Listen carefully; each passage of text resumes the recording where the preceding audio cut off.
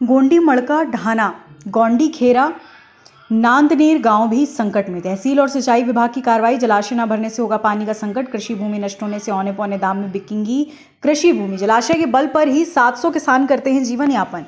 पहले से ही जल संकट में दबे हुए हैं किसानों को मजदूर बनाने का षड्यंत्र। क्या कुछ कहा तहसीलदार अलका इक्का और एसडीओ सिंचाई विभाग द्वारा। जलाशय के पानी भराव में कमी आएगी। बता दें वहां पर 700 किसान हैं और 260 हेक्टेयर भूमि जो कि जलाशय न भरने से संकट में आ सकते हैं। ऐसे में जब किसानों के ऊपर जल संकट आएगा तो निश्चित ही रोजगार की तलाश में पलायन करेंगे। अपनी भूमि के होने और औने पौने बेचेंगे, जिसका सीधा फायदा इन्हीं व्यापारियों को होगा। ग्रामीण और किसान जीवन यापन करने का कोई अन्य साधन ढूंढेंगे। एक उदाहरण सारंगपुर टेक पर है, जहां किसानों की कृषि भूमि पर निवास निर्माण के नाम पर बड़े बड़े होटल और रिजॉर्ट बना लिए गए हैं और आपके किस वही मजदूरी करते दिख रहे हैं। नवल किशोर चौक के प्रतिनिधि रामकृष्ण रघुवंशी से बात की तब उन्होंने बताया, हमारे पास सभी प्रकार से पंचनामे और दस्तावेज हैं। जिला पंचायत सीईओ ने हमें इसकी अनुमति दी। पंचायत सरपंच कलाबाई राय द्वारा एनओसी भी ले ली, परंतु वहीं पंचायत सचिव ने कहा कि मेरे द्वारा कोई भी परमिशन नहीं दी गई। दूसरी ओर प्रतिनिधि का कहना कि जो कि खसरे 21 और 18 हमारे नहीं है, जिनका हमें नोटिस दिया गया। पुलिया को अंदर करके गेट लगाने का कारण यह है कि हमने मूंग लगाई थी जिसमें जानवर आ रहे थे, जिसका नुकसान हो रहा था। हमने गेट लगा दिया, पुलिया अंदर कर ली। जिला पंचायत सीईओ ने निजी भूमि पर स्टाफ, डैम और तालाब बनाने की अनुमति दी, जिससे आमजन को लाभ मिले। लेकिन जिस तरह से निर्माण हो रहा प्रतीत होता है जलाशय में पर्याप्त पानी जमा नहीं हो पाएगा। प्राकृतिक नाले में स्वयं की भूमि को जोड़कर एक जलाशय का निर्माण किया, स्टाफ डैम में निर्मित किया जा रहा, जिससे पानी नवल किशोर चौक से के निजी क्षेत्र में परिवर्तित होगा और शासकीय जलाशय पानी के लिए तरस जाएगा। मैडम, व्यापारी के द्वारा जैविक कृषि के नाम पर वहाँ पर स्टाफ डैम बनाया गया, जिसमें 260 हेक्टेयर किसानों को पानी का संकट आ गया, उसमें क्या कार्रवाई की जा रही है? देखिए, जानकारी मिली थी तो उस पर जल संसाधन द्वारा मेरे द्वारा मुझे जब अवगत कराया तो मैंने उसमें फौरी तौर पर स्थगन जारी कर दिया है। प्रारंभिक स्थगन कह सकते हैं आप उसे, क्योंकि वो जांच का विषय है। दोनों उस ज़मीन को अपना बता रहे हैं। जो नाला है वो जल संसाधन बोल रहा है कि सरकारी नाला है और जो कृषक है वो कह रहा है कि उसकी ज़मीन पे है नाला। तो हमने वर्तमान में तो काम रुकवा दिया है और उसकी जांच अभी आरआई साहब को बोला है कि विस्तृत वो उस विवादित भूमि का एक बार मौका देख के फिर मुझे जांच प्रतिवेदन देंगे। प्राइवेट ज़मीन में निकलता है वो नाला, क्या वो जलाशय का पानी रोक सकते हैं? देखिए, यदि प्राइवेट ज़मीन पे निकल रहा है उनके पास, चूँकि उन्होंने पंचायत से परमिशन ले ली थी, और निजी भूमि पे यदि कोई अपना जल का निकास को किसी तालाब में लेके जाता है या कुएं में लेके जाता है तो वो उस नेचुरल फ्लो को बिना बाधित किए कर सकता है। लेकिन इस मामले में दोनों ही व्यक्ति उस नाले को अपना बता रहे हैं और चूँकि मौके पे ऐसा हमने खुद जाके देखा है कि उस नाले के माध्यम से ही कैचमेंट का पानी उस तालाब में जाता है, तो फौरी तौर पे तो वो नहीं रोक सकता, इसलिए हमने स्थगन दे दिया है। जांच में आगे पाया जाएगा कि आगे हम फर्दर किस तरीके से कार्रवाई करेंगे। जो भी होगी नियम अनुसार होगी। व्यापारिक द्वारा वहाँ जेसीबी और डंपरों से मट्टी अन्य रकबों में बेची जा रही है वहाँ के द्वारा। ये भी पेपर के माध्यम से पता चला था, जिसमें माइनिंग की टीम, जिले की माइनिंग की टीम ने आके जांच की थी, तो उनके द्वारा तो ऐसा नहीं पाया गया था। आप कह रहे हैं तो कहाँ किया गया, क्योंकि माइनिंग की टीम हमारे पटवारी स्वयं गए थे, तो उस टीम के द्वारा तो ऐसा नहीं पाया गया।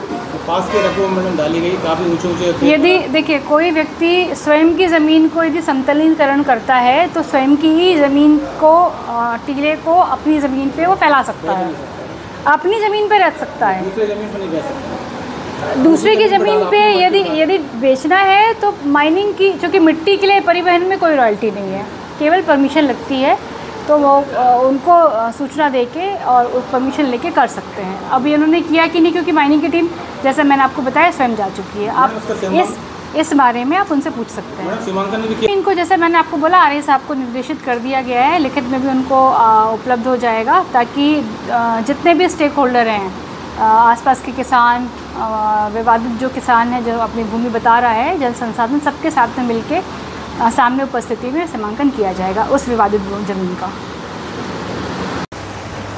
सर, गोंडी मड़का ढाना में एक व्यापारी द्वारा कुछ निर्माण कार्य किया जा रहा है। सुना है कि उसमें सिंचाई विभाग की ज़मीन पे कब्जा कर वहाँ पर निर्माण कार्य किया जा रहा है, तो आपके द्वारा क्या कार्रवाई की गई है और क्या क्या मामले आपको पता चले? उसमें उन्होंने क्या किया, दो चीज़ें आ रही सामने। एक तो हमारा जो तालाब है गुड्डी खेड़ा जलाशय, वो तालाब जो सरकारी नाले से भरता है, तो उनके द्वारा क्या किया जा रहा है, वो नाले को बहुत चौड़ीकरण और गहरीकरण कर लिया गया है बहुत ज़्यादा। तो अब उसमें क्या, और उसमें नाले पे वो एक स्टॉप डैम बना रहे हैं। तो अब भविष्य में क्या होगा कि वो जो पानी अपने जलाशय में भरता है वो पूरा वो रोक लेंगे, तो वो डैम नहीं भर पाएगा। एक तो दिक्कत ये है, और दूसरी ये कि कुछ ज़मीन सिंचाई विभाग की ज़मीन है, उस पर उनने थोड़ा सा अतिक्रमण वगैरह कर रखा है, तो वो उसके लिए हमने मतलब है वो सिंचाई विभाग की, पर अब नामांतरण की कुछ समस्या आ रही है, तो हमने तहसीलदार मैडम के पास अप्लाई कर दिया है। कुछ दिन में उसकी कार्रवाई करके वो सिंचाई विभाग के नाम आ जाएगी। जैसी नाम आती है तो वो फिर हम उस आगे कार्रवाई करेंगे। अभी तक क्या कार्रवाई की गई है? हमने तहसीलदार मैडम को इंटीमेट कर दिया है। एक जैसे उनने काम कर रहे थे, अब हमें पता चला सरकारी ज़मीन पे काम कर रहे हैं, नाले पे उन्होंने छेड़छाड़ करी है, तो स्टे ऑर्डर निकाल दिया मैडम ने, काम उनका रुक गया है। और दूसरा जो नामांतरण की प्रक्रिया है वो हमने तहसीलदार कार्यालय में अप्लाई कर चुके हैं। ऐसी जानकारी मिली थी कि स्टे ऑर्डर आपके द्वारा स्टे लिए जाने के बाद भी उनके द्वारा कार्य निरंतर जारी रखा गया था? नहीं, वो हम लोग पर डे वॉचिंग कर रहे हैं, वहाँ पे हमने चौकीदार भी रखे हैं।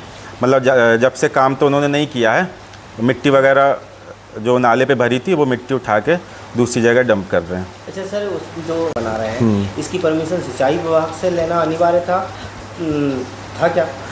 नहीं, आप नाले पे डैम बना ही नहीं सकते, इसकी परमिशन ना आपको सिंचाई विभाग देगा, कोई नहीं, क्योंकि वो प्राकृतिक नाला है, वो नाले से डैम भरता है। वो डैम बना ही इसलिए क्योंकि वो नाला था, क्योंकि वो नाले नहीं होता तो डैम ही नहीं बनाते भाई। वो डैम का पानी, नाले का ही पानी बारिश का डैम में इकट्ठा होता है, तो वो तो डैम के लिए बना है। आप उस नाले को नहीं रोक सकते, उसकी परमिशन नहीं मिलेगी। सर, नाले पे जो स्टॉप डैम बनाने से क्या नुकसान है? जो बारिश में पानी नाले से होते हुए डैम में आता है, वो डैम में नहीं आएगा, डैम नहीं भर पाएगा। और वहाँ पे जब डैम नहीं भरेगा तो हमारा 250-260 हेक्टेयर जो सिंचाई होती है वो सिंचाई नहीं हो पाएगी। वहाँ के किसानों के पास सिंचाई के लिए और कोई साधन नहीं है, वहाँ वाटर लेवल अच्छा नहीं है, मतलब वो पूर्णतः जलाशय पे निर्भर है, उनके पास और कोई साधन नहीं है। और ये जहाँ पे वो ऊपर फॉरेस्ट का डैम बना है, फॉरेस्ट के डैम से लेके जो पुलिया बनी है आप लोगों ने देखी होगी, वो पुलिये पे इतनी ज़्यादा उन्होंने खुदाई करी है, लगभग कहीं कहीं तो 10-10, 12-12 फीट खुदाई करी है।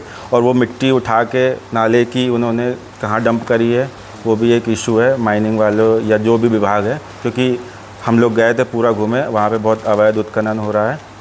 तो ये चीज़ भी आप थोड़ा संज्ञान में लाइए। खबर भारतवर्ष के लिए सुहागपुर नर्मदापुरम से रुपेश कुमार की रिपोर्ट। अपने शहर, अपने प्रदेश की ताज़ा खबरों के लिए लाइक करें, शेयर करें, सब्सक्राइब करें और हाँ, बेल आइकन दबाना ना भूलें, क्योंकि खबर हमारी, फैसला जनतंत्र का।